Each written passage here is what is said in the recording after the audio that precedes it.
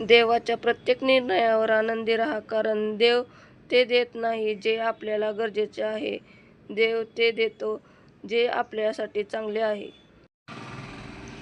सांज वेळ खूप सुंदर असते, कारण ती आपल्याला थांबायला शिकवते. दिवसभराच्या धावपळीनंतर स्वतःसाठी काही क्षण मिळवून देते.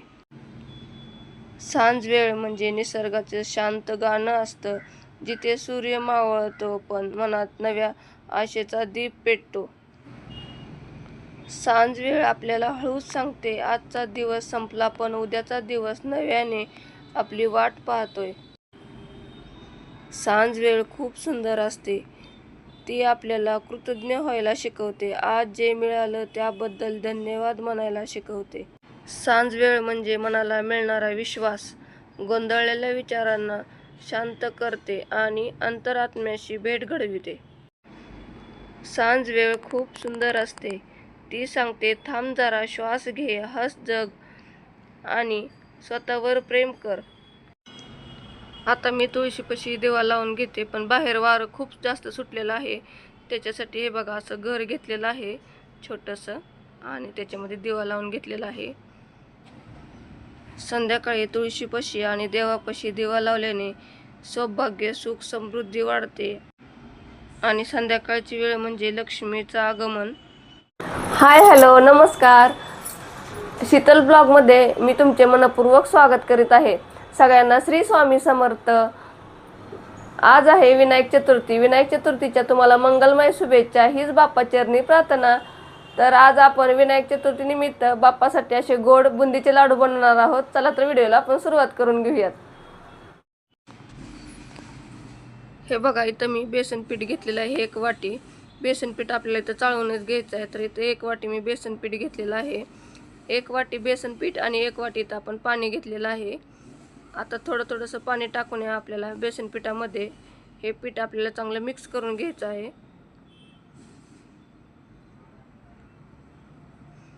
आता या पिठामध्ये आपल्याला लागण एवढंच पाणी घालायचं आहे. जास्त पाणी घातलं तर बुंदी तुमची चांगली होणार नाही. जर कमी पाणी पडलं तर बुंदीचा शेप गोल येत नाही. तर या पद्धतीने आपला परफेक्ट असं बॅटर तयार व्हायला हवं. तर हे बघा, अर्धा वाटी आणि 2 चमचे जास्त पाणी लागलेलं आहे. आता याच्यामध्ये 1 चिमूटभर आपल्याला बेकिंग पावडर घालायची आहे.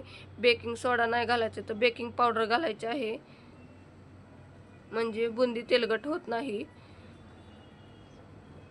आता कढईमध्ये इथे 1 वाटी साखर घेतलेली आहे. 1 वाटी साखर घ्यायची आहे आणि 1 वाटीला आपल्याला 1 वाटी पाणी घालायचं आहे. हवं तर तुम्हाला कमी गोड खायचं असेल तर तुम्ही कमी साखर घातली तरी चालेल. हे बघा, इथं मी असा झारे घेतलेला आहे. हा झारा तुम्हाला जनरल स्टोअर्स किंवा भांड्याच्या दुकानातही भेटू शकतो. तर हे बघा, या पद्धतीने खूप छान बुंदी पडते याच्याने. बुंदी तळण्यासाठी इथं बघा मी पसरट भांडं घेतलेलं आहे आणि त्याच्यात तेल गरम करण्यासाठी ठेवलेलं आहे. तर तेल गरम झालेलं आहे का ते बघायचं आहे. हे बघा, तेल गरम झालेलं आहे. आता बुंदी सोडताना आपल्याला गॅस मोठा करून घ्यायचा आहे, म्हणजे फास्ट करून घ्यायचा आहे, आणि झारे असा वरती धरायचा आहे, म्हणजे बुंदी पडताना एकदम गोल अशी बुंदी पडते. बुंदीचं पीठ आपल्याला पळीनं हलवून घ्यायचं आहे अगोदर, आणि नंतर हे बघा झाऱ्यावरती असं सोडून घ्यायचं आहे, म्हणजे बुंदी एकसारखी पडते.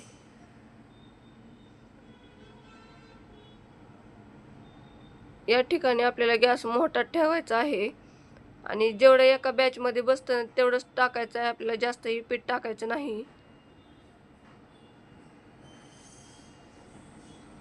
हे बघा, एकदम गोल गरीत बुंदी पडत आहे. आता या ठिकाणी आपल्याला लगेच गॅस बारीक करून घ्यायचा आहे.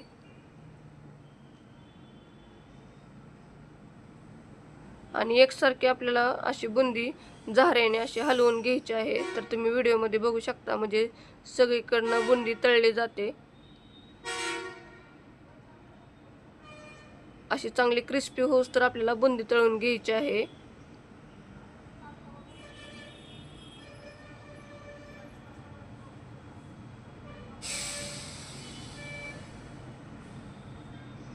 आता एका ताटामध्ये आपण काढून घेऊयात.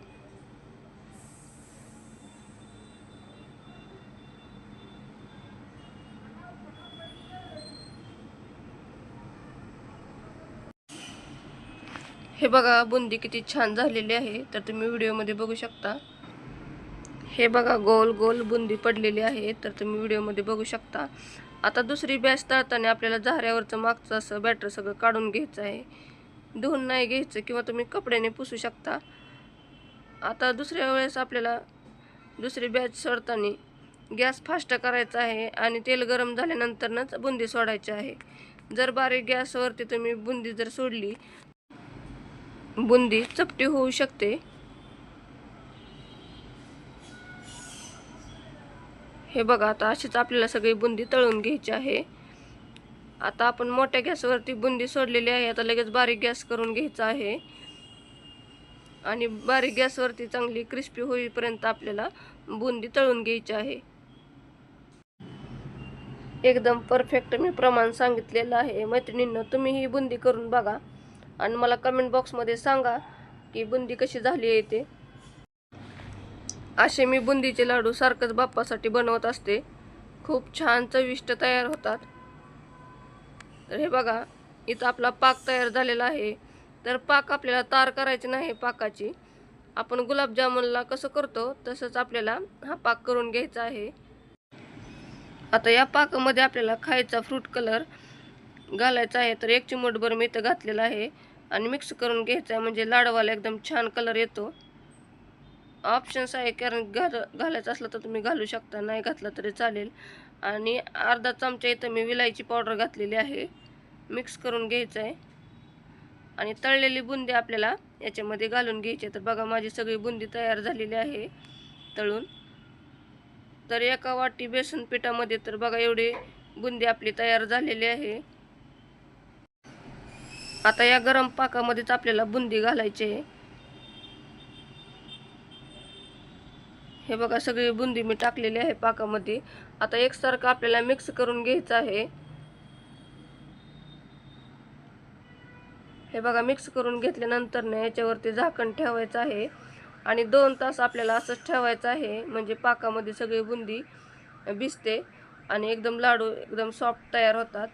तर बुंदी भिजते त्यावरती इथं मी स्वयंपाक करून घेते. तर मी आज ज्वारीची भाकरी बनवलेली आहे, भात बनवलेला आहे. हे बघा टमॅटो मिरचीचा ठेसा बनवलेला आहे आणि इथं वरण बनवलेलं आहे, तिखट असं सांबार वरण बनवलेलं आहे. हा ठेसा तर खूप छान लागतो. तर हे बघा 1-1.5 तास झालेला आहे. तर आता बुंदी बी आपली छान अशी मुरलेली आहे. तर तुम्ही बघू शकता या पद्धतीने.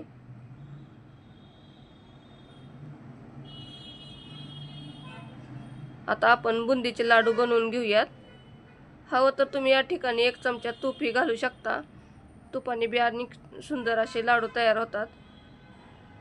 तर तुम्ही बघू शकता व्हिडिओमध्ये किती छान आपले लाडू तयार होत आहेत. याला वेळ बी लागत नाही मैत्रिणींनो, जास्त कमी वेळेमध्ये लाडू तयार होतात. हे जर लाडू तुम्ही एवढे घ्यायला गेला तर तुम्हाला 200-300 रुपये लागतात, पण आपल्या घरच्या सामानामध्ये तुम्ही 50-60 रुपयामध्ये तयार करू शकता. हे बघा 1 वाटीमध्ये आपले 11 लाडू तयार झालेले आहेत. तर आता आपण बाप्पाला नैवेद्य दाखवूयात.